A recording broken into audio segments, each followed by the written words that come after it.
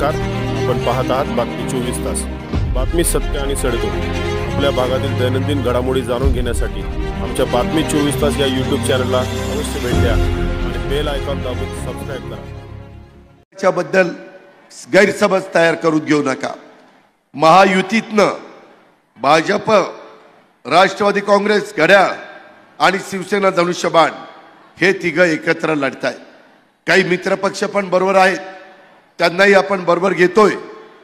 तुम्हाला प्रत्येकाला उमेदवारी मागण्याचा अधिकार आहे, पण एकदा उमेदवारी त्या महायुतीमधल्या ज्या घटकाला मिळेल त्याचं काम मात्र इमाने इतबारे राहिलेल्या सगळ्यांनी करायचं आहे।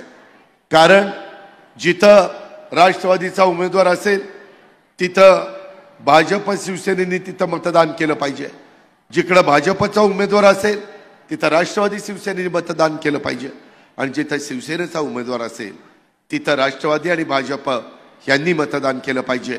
कारण पुन्हा एकदा केंद्रात नरेंद्र मोदी साहेबांचं सरकार आहे। आम्ही कुठलाही मुद्दा नेल्यानंतर तिथं